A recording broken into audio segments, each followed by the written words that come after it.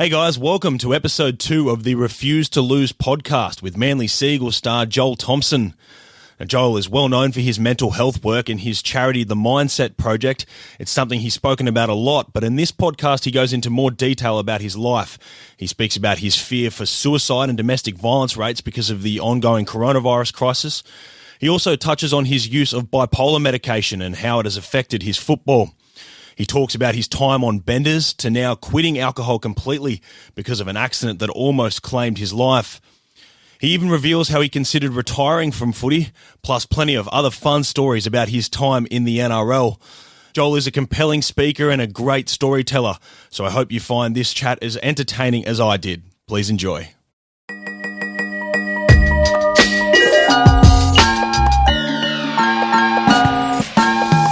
Joel Thompson, welcome to the Refuse to Lose podcast, mate. No, thanks for having me. Strange time in the rugby league world, isn't it? Yes, it is. We spoke about it before. It is strange times, but it's the reality now. We just have to adjust our life to that and just move forward through it. How are you kind of dealing with it as a player? You know, you wouldn't have had this kind of time in your life. No, obviously it is challenging. Again, just there's not much I can do. I just focus on my family and what I can do here. Try and do a little bit of training, get a bit of routine happening. But yeah, again, I'm in the same boat as many, not just professional footballers. You know, everyone. We're facing some challenges, but we'll come through it. No doubt about it. But yeah, just trying to keep busy and stick to a routine. What are you missing most about the footy and being around the boys? Yeah, obviously, going in, having a routine, going in, doing the training with the boys, having a laugh, that connection you have with humans, you want to have that connection. Obviously I've got my family here, but, I miss having a laugh with the boys and being around them and going for coffee and just being around that training environment. But, again, it's the reality. I don't know how long this will go for, and no one does. But no doubt we'll go through it, come through it.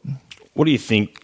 Do you think this will be an eye-opener for a lot of the guys, that have probably just had football their whole lives and it's just always been a constant thing, since they've come through young, and now to be like, this can go away quickly? Yeah, for sure. Everyone's got their own, have faced adversity, no doubt about it. Everyone has, and this is just another dose of it for everyone. And some of these young guys, it's all new to them. It's all new to all of us, I guess. But it's a challenge for them. It's how do they adapt to the situation? How do they keep themselves, physically and mentally? And like I said, it's a big learning curve for those guys, but for everyone. I thought I might start the podcast then with a bit of fun, a bit of isolation fun. Yeah. Couple of questions for you. Yeah, sweet. If you were going to watch, if you're stuck in isolation, you've got 2 weeks. Yeah. You're going to watch one player, all their highlights. You've got to watch just one player's games, highlights, just to watch them at their best. Who's your guy that you're watching? Current, former? Former Cliffy Lyons. Yeah. He's just the wizard. Yeah, he was a freaky player. The skills, everything he touched was just magic. He was one of those special players. So yeah, definitely Cliffy. And what about with your Manly teammates at the moment? If you were stuck in isolation, who's the worst you would hate to be with right now? There's heaps of them actually. Pretty much most of them I'd hate to be. No. Obviously Turbo Boys would be pretty good. They're pretty cruisy. There's a few. The worst would be Adam Fanua Blake or Ciro. Yeah. Why?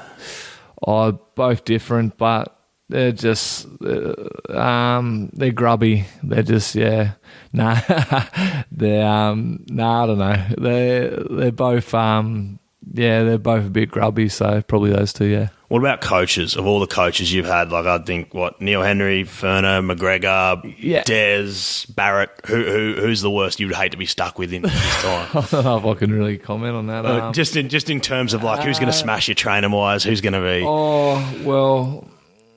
Desi's pretty ruthless with training stuff. We spoke again about it earlier about him watching us even when he was in hospital with his hip replacement. He was making sure he was watching all our sessions and making sure we're doing everything correctly. So, but that's how he gets results. But yeah, they're all, again, different in their own way. Mary was pretty in your face. He would ride you for a fair bit if you weren't playing good or you were doing something. So yeah, again, all of them. I'd hate to be in isolation with any of them, actually, to be honest. I've got a Des Hasler story. A couple of years ago, he was at the Bulldogs, and I was probably like 22, 23, just had my birthday, and he used to do press conferences at 7 a.m. At Belmore, before they changed the rules and he wasn't allowed to. Yeah. So I had my birthday Saturday night, and he had a 7 a.m. presser Sunday morning. Wow. And I got stitched up, sent there. Only person there, right? And I've gone pretty much in what I wore the night before. Yeah, of course. And he rocks up and he walks in, he just looks at me and he goes, "What time do you get home?" And I'm like, "Oh, Des, it's my birthday, probably about 3 o'clock." And he goes, all right. And then kind of just stood there quietly. And then as soon as I opened my mouth to ask a question, he goes, just turns his head and goes, "Oh, jeez, you can smell it on your breath." Yeah. Anyway, 3 weeks later, right, just out of nowhere, one of my colleagues comes into work, puts his pack of chewing gum on my desk, and goes, "Des told me to give this to you." And he's given out chewing gum to every journo at this press conference. Yeah, and he said, give it to the young fella. Yeah. And every time he sees me now, he calls me party boy. That's Desi. Yeah. He's a funny man. He comes up with the best stories, like just out of the blue at training. Just before a video session, he'll come up with this big story, and no one knows where it goes, and he'll just walk off and just leaves us all going, where is he going? But his humour's unreal. Like that's what makes him. You know, when his head's on, it's on. You know. I've had a fair few sprays around defensive stuff or making something. You know, not sticking to a system. He gets in your face, and you know he lets you know which you want to cop. But he mixes it up well with a bit of humour in that as well, so it's good. I reckon he's got TV figured out. Like, he studies these things. When you look at his behaviour, you realise this bloke has actually put time and effort even to thinking how he can do the toughest possible media conference. Like, he knows that TV likes to be 10-second grabs, like 10-second little sound bites, so he'll extend an answer for 30 seconds. It's amazing. He's a highly intelligent man. No doubt about it, he'd have it all worked out. He would have studied it all. Like the game, he studies everything. He's a good man. Do you watch your own highlights in isolation? No, I don't. I don't watch too much footy. As I've got to this age, when I was younger, I used to watch so much footy and me highlights. If I played a good game, I'd be watching that so many times. Give myself raps. But no, I try. Obviously, I haven't got any here to watch, any games or anything recorded. So I've just been watching Netflix, and my show Survivor just finished. I've been watching that, and just your usual TV. I've got a favourite Joel Thompson moment. Okay. And I don't know if you knew this was happening, but you were playing, I think you were in New Zealand. Yeah. And it must have been through Origin. You had a heap of guys out, and I think you were captain the side, or you're the first guy. It might have been your 200th or a game, and you're leading the team out. And the broadcaster's on, and the commentators stop talking, and you're first out the door. And all you hear is, it's just like, "No one's giving us a fucking chance, boys. Let's go out there and smash these." And it was just, and it was just this firing up. Firing the boys up. Yeah. I'm quite I switch the flick off the switch. I sort of just go into when it's time to go out, and it's probably affected my game sometimes because my head's just. I've used so much energy during the day. I've played the game. I'm that revved up and psyched up, full of aggression, ready to just kill someone. There's been a few sprays like that, trying to get the boys pumped up, trying to get myself pumped up. Sometimes when you're a bit flat, it's been a long day, you didn't get to sleep in. For some reason, you're just not feeling, and I start talking to myself and I'm a special guy, start revving myself up, and one of those sprays is, they happen a fair bit. I love it. It's just the audio drops out and that's all you hear in the whole TV class. Mate, there could have been a lot more worse than that. And, I even spray my teammates on the field sometimes, call them whatever names, if it's the work in defence, if it's to get up, But if it's me, I don't want anyone spraying me. Only I'm allowed to do that. But it's just I've always been like that. Where does that intense? Like I said, you're an aggressive player. Where does that come from? Like, does it come from you've had that your whole life? No, it's been part of my personality. I've always been, even when I was younger, I was always not ready to fight, but I was always,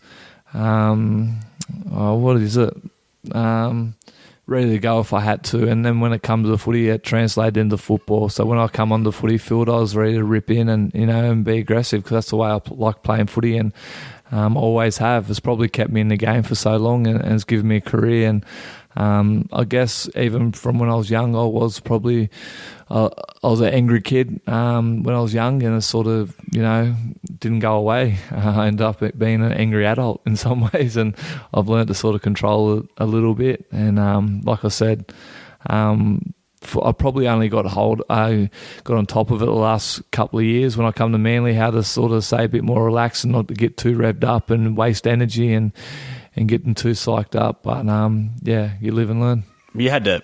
I mean, you've talked about your life before footy and that. You probably had to have that aggression at times in your life to survive, right? For sure. I've spoken about it in my childhood plenty of times. People are probably sick of hearing about it, but no, definitely.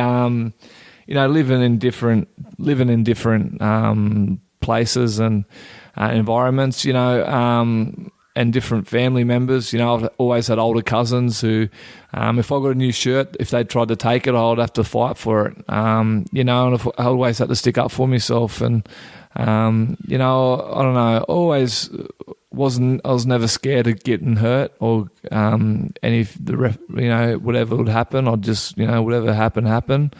And it's, I was like that from a young age. I was taught to be that way. If I wanted something, I had to fight for it. So, I don't know, it just sort of went on through life. It sort of made up my personality in some way.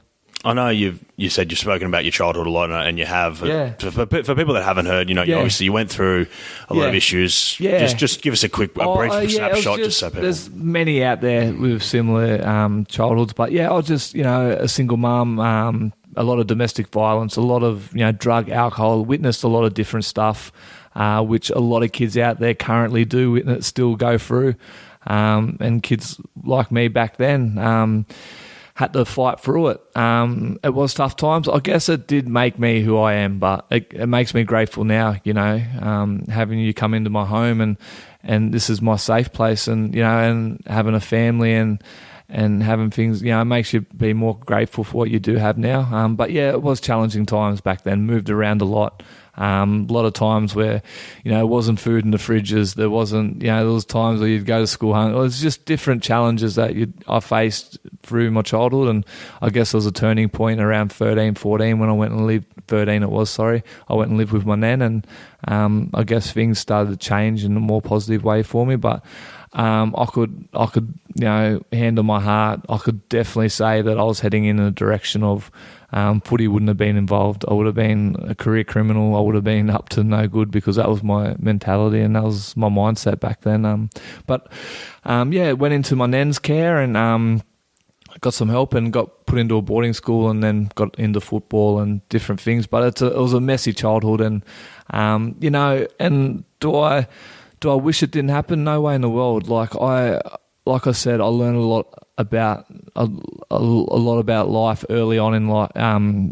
Through my childhood, a lot of challenges. And for now, I sit back with a family now, and going to the fridge and having food in there, and just being in a safe house. It makes you be really grateful for what you do have. And sometimes I sit back and think, wow, I'm so lucky that what I have now. And so for any kids or anyone that out there is listening, just keep working hard and you'll come through it, and you can say what I'm saying now. And it's all these lessons that you go through in life.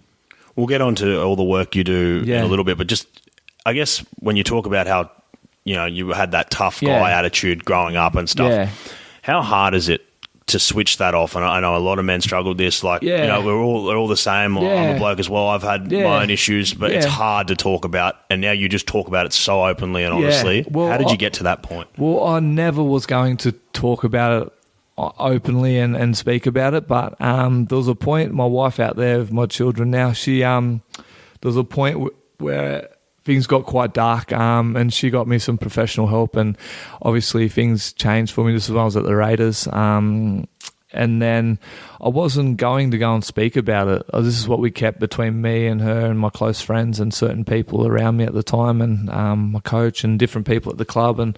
But as you mature and you keep on going through, and I stuck to this mental health plan. It was from a counsellor. You know, she set up what she wanted me to do, and you know, obviously stop drinking as much as I was, and get involved in something to keep myself occupied and give me and find, you know.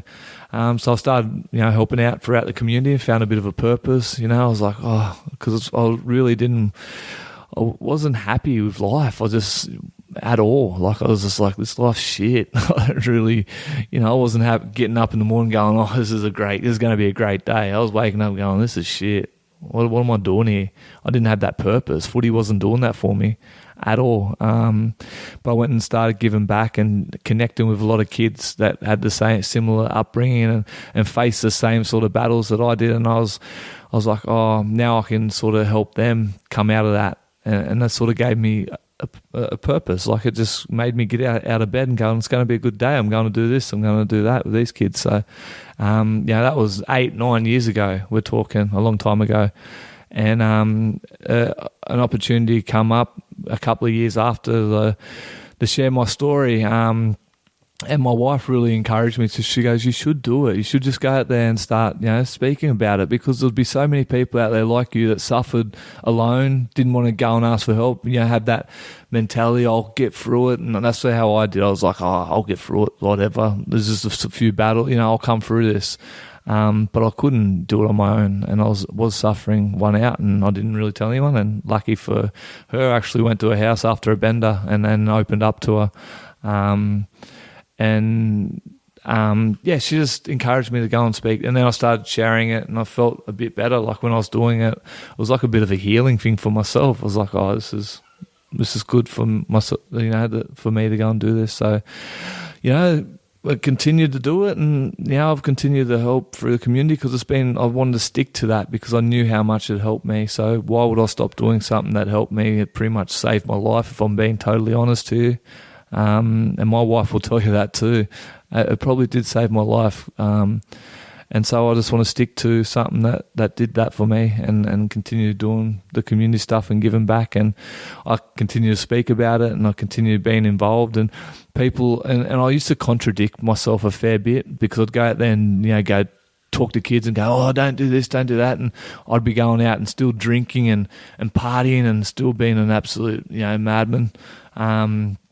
And then I'd have all these guilt going, you know, I'm telling lies. Like, I'm not actually living. And, you know, I'll continue to do that. Only too recently, I still have my battles. I was also diagnosed with type 2 bipolar, and, you know, mental health ran in my family. And when I got diagnosed at the Dragons, it really explained a lot of my behaviour and a lot of things. And always something I'll have to always be aware of, and always be in check with. So I always got to manage that and make sure I'm staying healthy. You know, you would have seen not long ago where I was drinking and hit my head on a rock, and nearly lost my life again. If it wasn't for people finding me, I would have bled out, and I wouldn't be here now speaking to you. So that was probably the final. What do you call it? It's more than a hiccup, but I'm just going to call it a hiccup. But it was, something that when I spent weeks in hospital, I really went, there's more to life than to be like this. Why not just stick to, you know, what I want to be? I want to, you know, be better than this, and alcohol will really stop me from doing that. I'll get to the head into. Yeah. No. Sorry, I jumped the gun. No. You're right. Yeah. It's your podcast, man. Yeah, but I'll get to that. I just want to touch on when you talked about the bipolar and stuff. Like I've heard other guys talk about who deal with this kind of thing, and I think it was Andrew Johns. I can't remember off the top of my head, but he talked about when to deal with the bipolar, he'd be on medication and stuff, and then it would stop. You know, it stopped the lows getting low, but then it stops the highs getting high, and people kept in the middle. And then they miss those highs. And 100%. How difficult is that to deal with? 100%, mate. I couldn't agree more. I haven't heard that about Johns. I didn't even know he was bipolar. I think it might have been Joey. Look, I might be wrong, but anyway, someone said it. It definitely does. And when I got diagnosed, when I was at the Dragons, it was in 2014, 15. I could ask my wife. She comes back in for the exact. She knows the exact date, everything. Calendar, well, she walked me through it. But I went to see the first specialist, and he diagnosed me. I was like, no, because my mum has it, and I was like, no, I don't want. It brought back a lot of my childhood stuff. I remember a lot of the conversations around that, and I was like, no, I don't want that because it just brought back so many. It dug up some demons in there a bit, and I just felt like my life was going to head down that direction, and I just didn't want to, accept it. So they gave me medication, lithium. I don't know if you heard of it, but I was going to training, and my wife was actually putting it in my mouth going, so if you want me and the kids to be in your life, you need to take this. Like, we need you to be, so I started taking it. I was like I was in jail, so I'd open my mouth and swallow it before I'd go to training. And, I'd go to training, and are they too loud, me, the girls? No, they're fine. No. And I'd go to training, and I would be just mellowed out. I'd go into training, and I didn't feel like, if we were doing sprinting hard, I wouldn't feel like doing any contact, like tackling and wrestling. Like, I was just too relaxed, to be honest. And it was doing its job, obviously. And I was like, nah, this is going to affect the way I need that high. I need that aggressiveness. I need that, like, full of energy, because that's what's given me a career.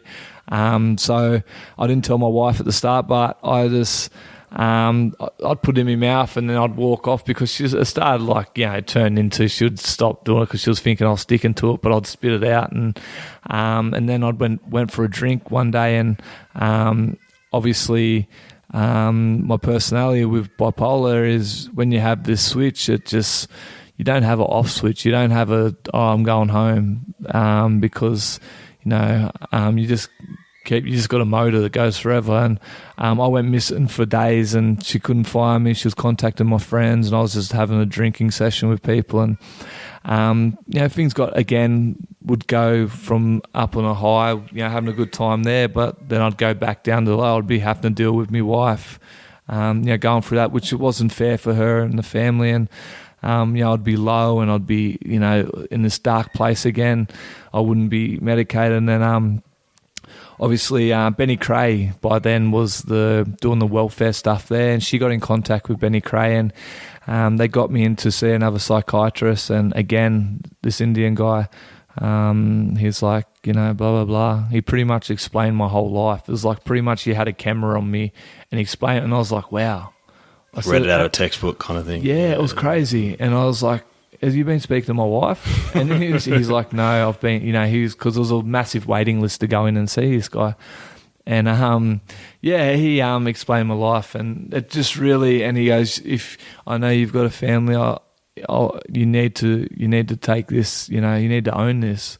And I did, because my little daughter there, she was a big reason why. Hello, darling. She was only little by then, and for her, and I really had to own it and do what I had, keep this stuff under control. And we tried different medication, and end up finding another one that worked, that sort of didn't take the extreme. I could still be, train hard and have that little bit, but wasn't fully. I thought it was a bit more extreme. You just had to find what worked for me, and that's what I did. And I had to obviously change other things in my life also.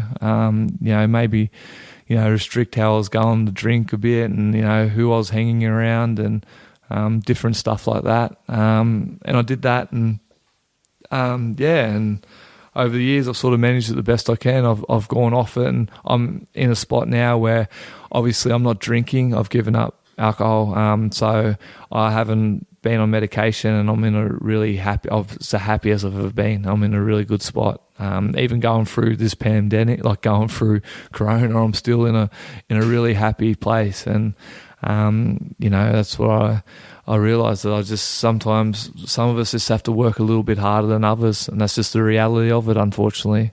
Now, it's just the cards I've been dealt with, and I've just got to do the best with them cards. And a lot of people are in the same position. Probably people are listening. It wasn't our fault that, I was diagnosed with this or I had this, but now I do. It's my responsibility now to own it and do the best thing, not just for myself, but for my little family. Like you see my little girls and that running around, it's all about them now.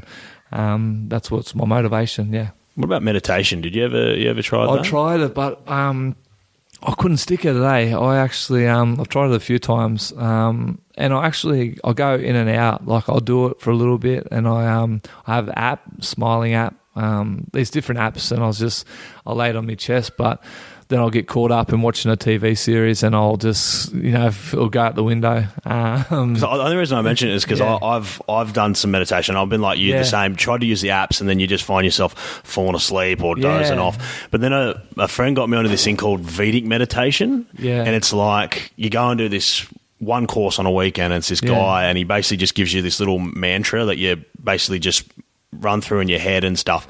And I've never felt like anything like it. It's crazy. Like it keeps you tuned in, and he teaches you about how to use it and stuff. And suddenly you just, I'm always tapping. Like I'm a tapper. Yeah, I'm a tapper too. Yeah. And then you do this, and I sit there and you do it 20 minutes morning, 20 minutes at night. Yeah. Do it all day, and I'll just sit there for 20 minutes in this and will not move. And it's pretty crazy. Oh, mate, I'll get the details around it after this. But yeah, I'm always trying different stuff, and reading. I'll get into reading these days. That's also good, but yeah, I'm always trying different stuff. I'm, again, bipolar, so you do something for a certain stage and you'll go off it, then you'll come back to it, then you'll do something else, and I know that now.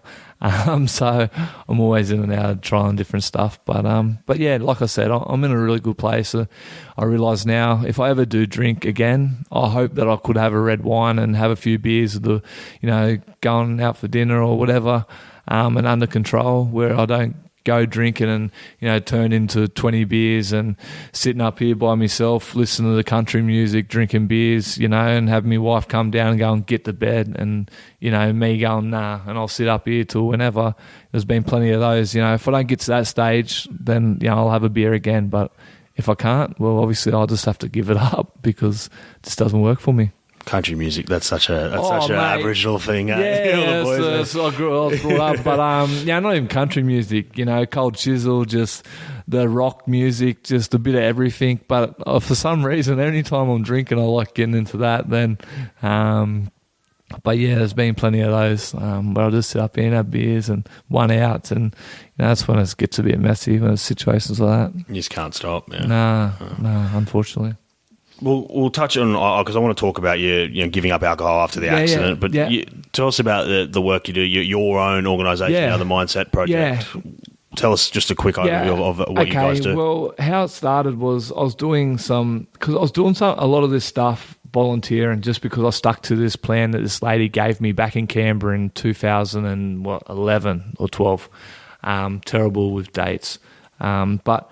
I wanted to stick to that because obviously it worked for me. So I was doing some stuff up at the juvie this is when I was at Wollongong up in Campbelltown, Reeby.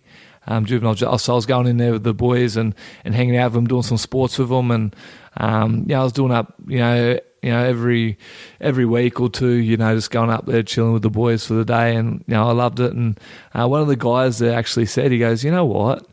You actually could get paid for what you do. I said, it's not really about the money, but he goes, well, I'm just telling you, you should actually look into it. And you the boys love you. We love you here, but people coming in and do half what you're doing and still get paid, for it. So I was like, oh, okay. And then I started thinking, I'm getting a bit older now in footy.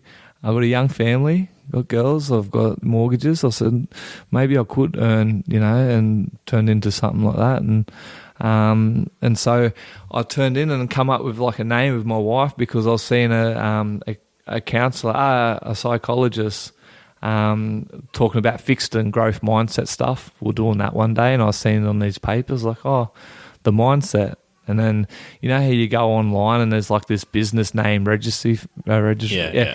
So I was just trialing all different stuff. And then the Mindset Project come up as free. And I was like, oh, well, here we go. I'm keeping that on then. And then it's gone from there. And, it hasn't been a big motivation, obviously, money. It's always been a part of my plan to be better and to give back. And I found a purpose in helping others. But I was like, I've got a family, something I could do after football. So, I've had a lot of people that have helped me along the way, and I've kept in contact with a lot of them. And so it's all their resources. All I have is my story. No one changes that. My story is my story. But what I do is provide resources that I've put into my life that have changed me. If it's, there's so many different things that you could change, simple stuff. But I've just like put that into a booklet and had people that have helped me and put the resources and refer it back to them and evidence-based stuff. And now I'll just go out, share my story and go, all right, here's some exercise, some stuff that you can take away from here, share it with others. Here's a booklet, you fill it in. Here, you got the information here.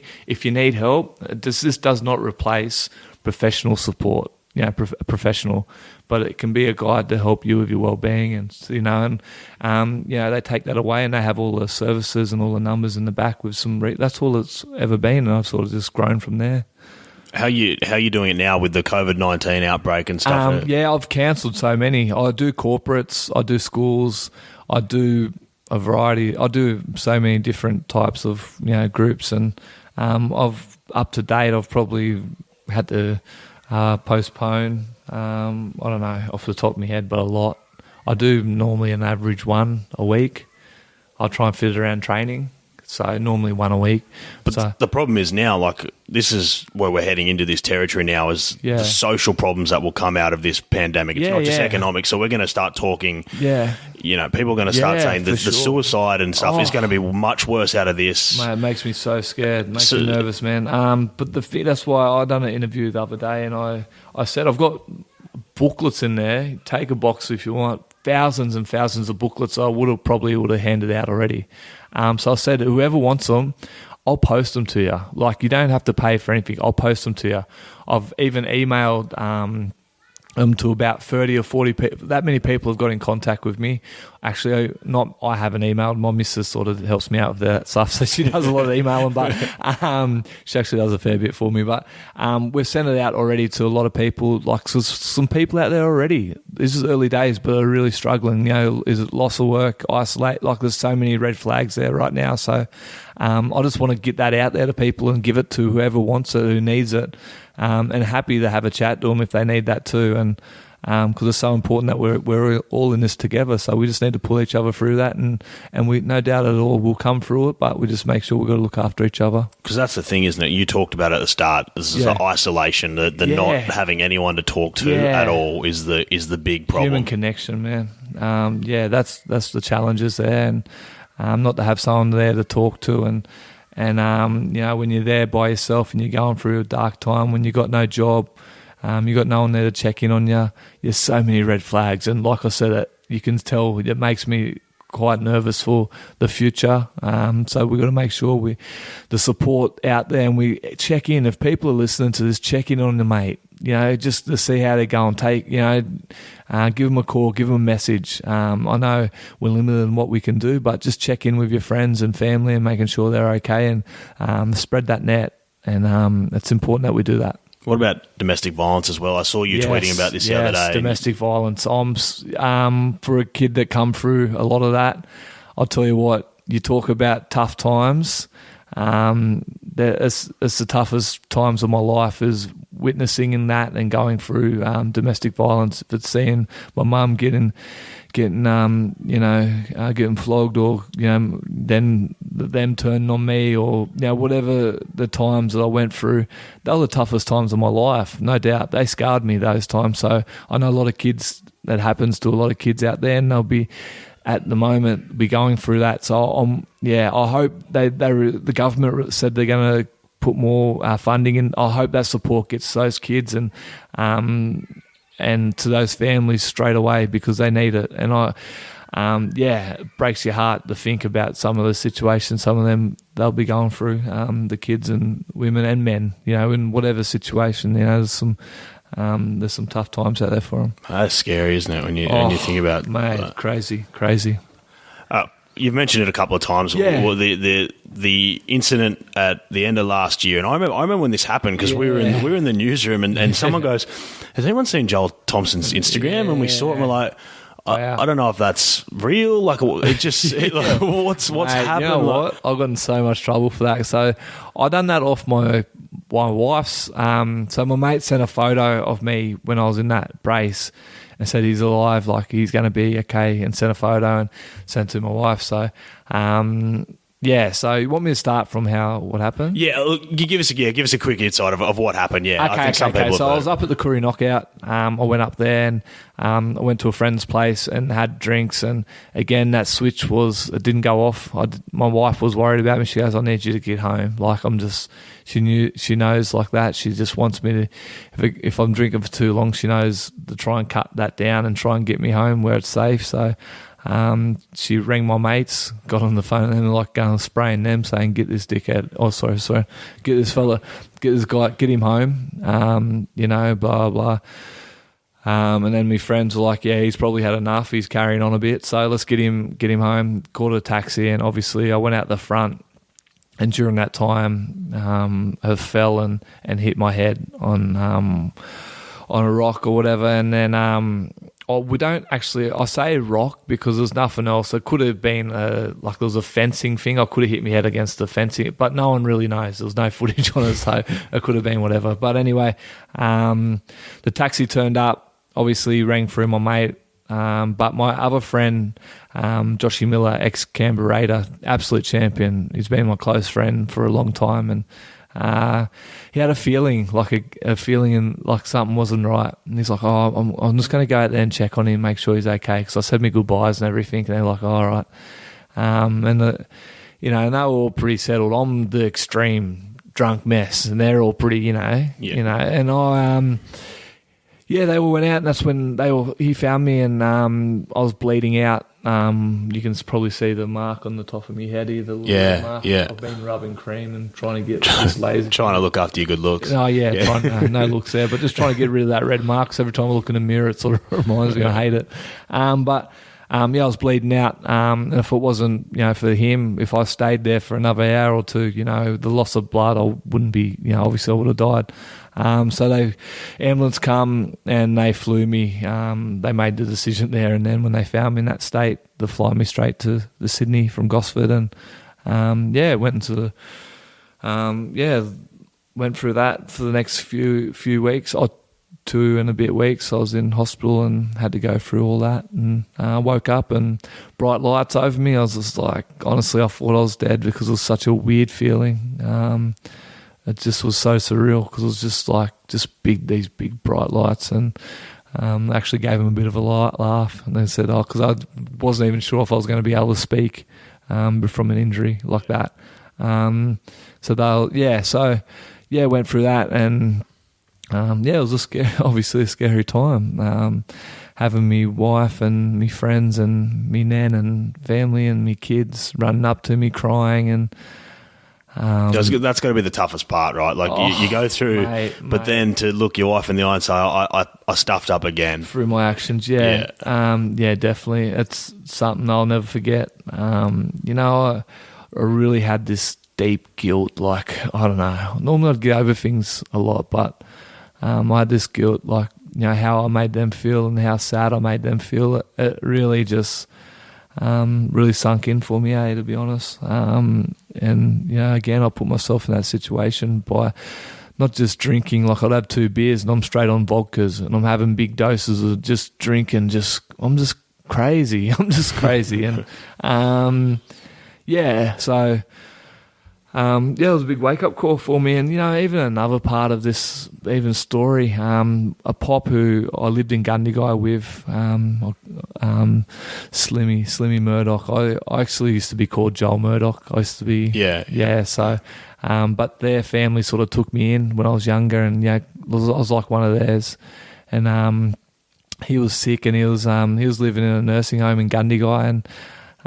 he was worried about me ringing me and ringing my wife, and was he was upset. Then when I actually got released from hospital, I got a phone call saying he only had hours to live and he was in Wagga Base Hospital. This is something I'll hold with me forever. Something, this is like another hit of guilt as well. So I rushed. I wasn't meant to. I wasn't even meant. They weren't even going to let me out of hospital, to be honest, out of the brains ward. But they let me out because I said me daughter actually did have a game of touch that I wanted to go to, and I made my wife drive me to Wagga, and I spent, no word of a lie, I spent 5 to 10 minutes with him holding his hand before he passed away. Wow. And that. That's tough. Again, it was from my behaviour and from, leaving him, all I thought about was, his thoughts would have been worrying about me and what the situation I was in, and, and just something, again, I'll hold with me, but, it hit me pretty hard. That hit me, this all come at once, at this period. Like I said, for some reason, I'm just always faced with some type of challenge through life, and started at a young age. It's like when I first was born, I was, with a young mum, and faced, all the different things that come with that childhood. Then, as an adult, some of the stuff is through my own actions, not owning my shit pretty much. And then, again, that hurt me a lot. But again, I was probably lucky in some way, the lessons and the resilience that I've brought, that has built me through my childhood, that, kept me strong. And I want to live a life for him, and I speak so much about him because he gave me so many good values in life, to give everyone the time of day. Just watching how much of a hard worker he was. He always had time. You go to Gundagai and you speak, everyone absolutely loved him. His funeral was massive, because how well loved he was. And, so it was all part of it. It was a rough time. And, even around that time, I had to go through all the specialist meetings. The NRL was just, they had to make sure I was okay to play the game. And I was actually prepared to retire, to be honest. I didn't want to put any more risk if I got a another knock in that spot, and where I had the swelling and where I had the damage and that side of the brain. I was like, nah, it's no risk because I've got a family. I don't care about, it's nothing's worth that. But I kept on clearing flying colours somehow because I'm not the smartest man either. And I was, smashing the test and that, and then it gave me confidence, and it took a bit, to get going. And then, here I am. Now I'm faced with the coronavirus. So put another bit of a roadblock. But what else he's got for me? Just keep them coming. Keep them coming, pretty much. So so that's where I'm at now. What about, so how long have you not been drinking now? Because you decided after that. So how long are we talking? How long has that been now? I said 12 months. I said I'm not going to drink for, and then if I can drink and be like, have a barbecue and have a few beers, not go mad. If I can go to the pub and have a few beers and go home when I'm meant to, then I'll be able to have a few drinks and a social thing. But if I can't, well, that's it.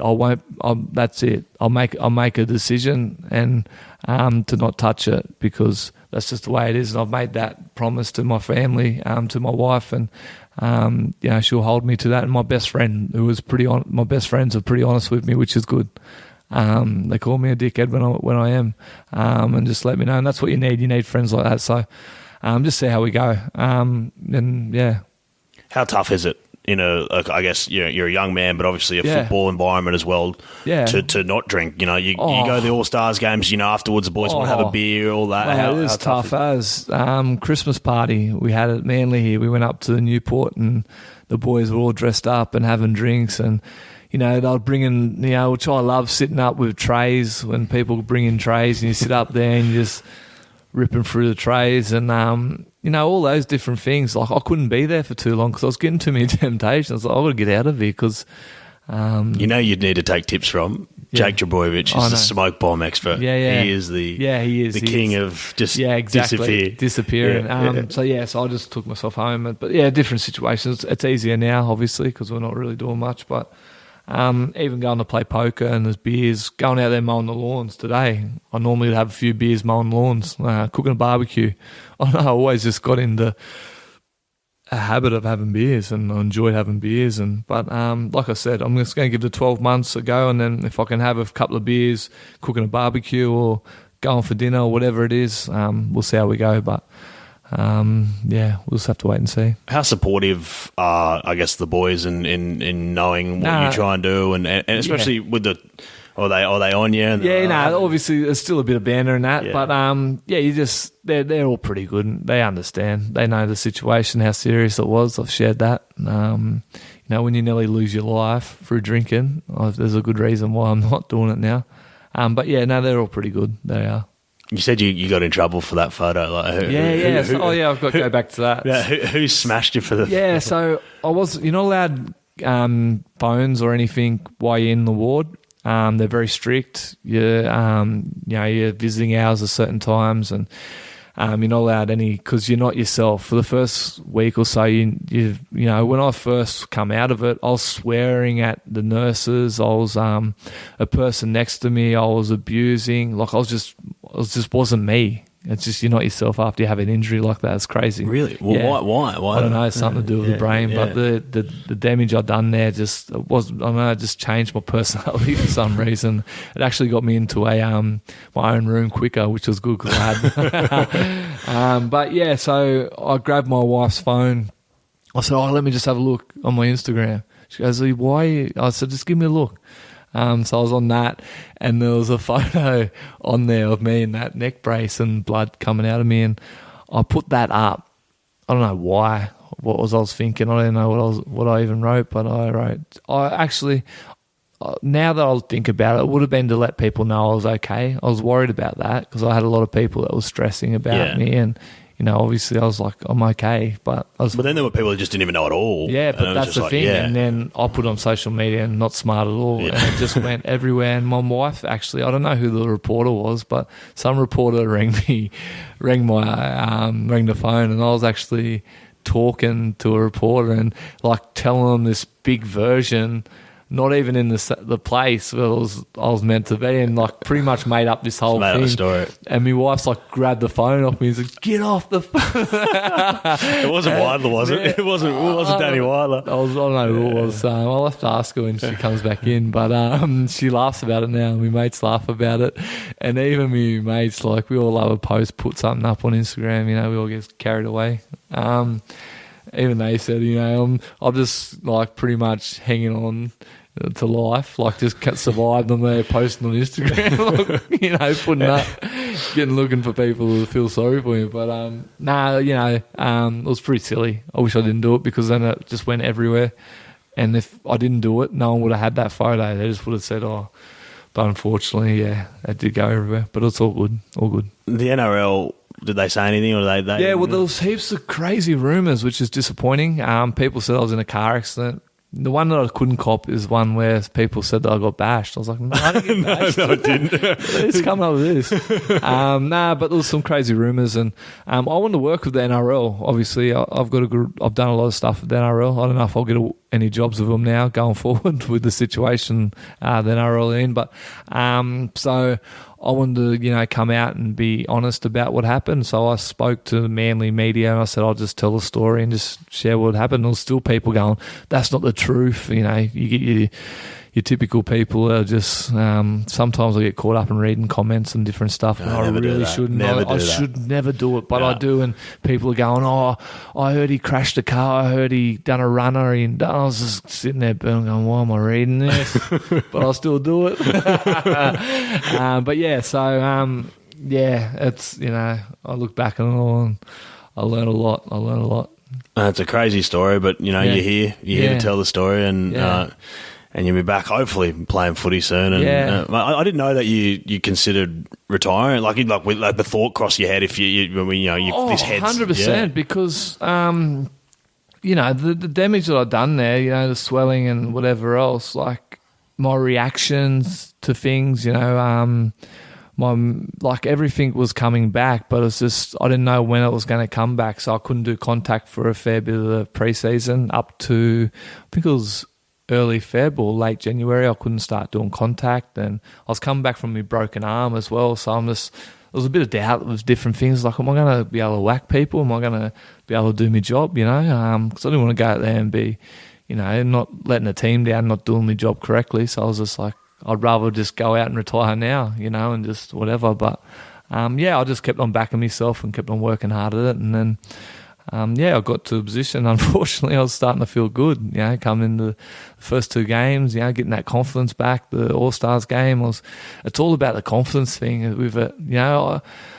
You block it out, but for some reason, I don't know if it's with the head or what, but you just feel like, if you get kneed there or something, if it's because you get told by the doctors and specialists how changing, and you go around the ward and you're seeing people that can't feed themselves, that can't speak now from head injuries, how close, how fragile it is. So, it was in the back of my mind when I started doing contact and that, but I was trying to just block it all out and just, you start getting confidence the more you do it. Well, as I said, hopefully we're all back playing footy at some point this year, and we can all watch, and I can go back to reporting on sport, because I feel like I'm going to have to be a news reporter soon, and that's going to be a nightmare. But we'll just finish off, right? Just have a bit of fun and hit you with some questions and see if you, off the top of your head, just spit out some answers. Your most hated part of training? Fitness. What specifically? Oh, just Malcolm's or anything off the ground. I hate that type of fitness. I don't mind the longer stuff. I can run that, but anything off the ground, I'm a slob. I get so... my technique goes out the window. I'm just... So probably that, What about your ultimate day off? If you're having a day off training and you can do anything, what are you doing? I love going down here to the rock pools, going to Zubies. If I can give them a mention, hopefully they look after me, coffees. But no, going for coffee, reading the paper, and then just having a chat to a few of my close mates, and then hanging out with the missus and the kids and doing whatever. Last $50, what are you spending it on? I reckon I'd try and put in Where's the Gold and try and double it, try and get a feature. I spoke to James Roberts last time, and I said last $50, but you can't put it through the pokies. Oh, okay, through the pokies. Nah. Probably just a good feed then somewhere. Yeah. What about celebrity crush? You got one? What's her name? The blondie from Margot Robbie. Oh, I think Robert said the same thing. Oh, did he said the same thing, yeah. I say it too loud. But, probably her.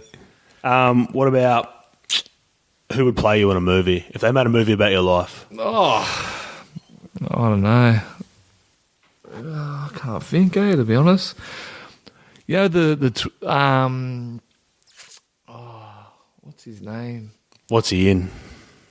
The twins, the ones Tom Hardy. Yeah, are you thinking of Tom Hardy? Yeah, rough a bit. Yeah, someone like him probably. That's a good one. Yeah, probably him. That's a good one to go with. He's that movie with the twins, and they're gangsters. Yeah, gangsters. He may. Not saying I'm a gangster at all. And he could probably fight, and I'm hopeless. But probably him, eh? What about when you're playing? Who's the one player you look up and you see and you go, I don't want him anywhere near me? Jason Tomilolo. Tamalolo? Yeah, I'm bad at pronouncing his last name. But probably him, because he's just so annoying to try and tackle him, and you have to recruit players around you to get him down, and you always got to be on with him. So, probably him. None of the outside backs, like not a Ponga or anyone like that. All different. Because if you're on the edge, Yeah, or edges play. Yeah, Ponga again. Or good halves too. Guys with good dummies. I hate them because you go out and you try and like Mitchell Pearce and different players that have a good show and go, and that really annoys me because you go out too fast and they give you fall for a dummy and they cut you back inside. So yeah, there's a few out there, that are annoying. Just finally, how do you go with the wrestle? Like I've heard that people tell me that Jake Trbojevic is the ultimate wrestler, and he's a king of wrestling. He's unbeatable, which is amazing because he's got. There's no core that he doesn't need that. He looks like he's just a big heart. That's what overtakes. Doesn't matter what your body shape is. It's just perfect. Like he's just got a big heart, and I love that. I love that about players. You can tell in different players. Some players, you see in rep footy who get by on being fast and talent, but they got pea hearts. But Jake doesn't. Jake's got it all. He's got a massive heart, and I love that about the players. And I love the wrestle and all that sort of stuff. Could you beat him? Nah, probably not. I started getting into. I don't know if I'm meant to say. I'll say it while we're in the corona because we're in shutdown at the moment. But I started getting into jiu-jitsu. My daughter's been doing it for over 12 months at the Gorilla just up here at Warriewood, and man, I'm absolutely in love with it. I'm addicted to it. Full. That's what I'm going to be into. Full. I can see myself doing that 4 or 5 times a week when I finish football. So, I love it. You fight? You reckon you could fight? You'd have a fight? What when you're not playing footy? Yeah, I like to get into a competition. That's how I go. But I've got a long way to go. You get humbled in there. Yeah. So humbled. And you try and doesn't matter if you think you can use strength because those guys are absolutely freaks, but they're all so humble in there. They say there's sayings, you leave your ego before you get on the mats, and it's not about winning and losing. It's it's about learning and all that sort of stuff. I love it. That's why I wanted to get my daughter involved, and she loves it too. And we both it's something that we do together. And it's hard with football because it's trying to manage it around football workload. So I try and do it earlier in the week, and I don't do the competitive rolling on the mats. But it's very addictive. So I'm looking forward to doing that. How old's your daughter? She's 6. 6 and she's into it already. Yeah, she's been doing it for 12 months. She's grey belt. She's good. At the start, she was a bit princessy and didn't want to get involved, and then she started going, and she's good. She can do arm bars and do everything now. She likes a little Ronda Rousey. Yeah, I hope so. I love that. I'm not going to have a boy, so I might follow her career through UFC. Well, the girls, man, it's big these days. The girl UFC. I reckon my little one is peeping through the window there, looking. She's going to be wild. It's something that we both enjoy and love, and it's a really good community up there at Warriewood, and the Gorilla. They're a great family. They're like family. They're great people. So. Something I'll do after footy. I can see your future, man. I can see you getting called to the principal's office and your daughter's just taking out some kid again.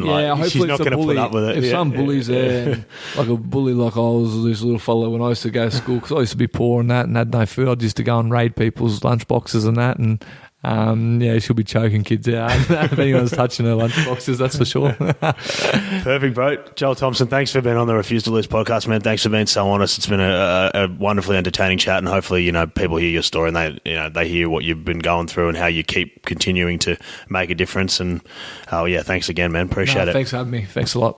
Thanks for listening, guys. We've got plenty more episodes coming your way very soon. Don't forget to follow the Refuse to Lose podcast on Facebook, Instagram, and Twitter. We look forward to talking to you again soon.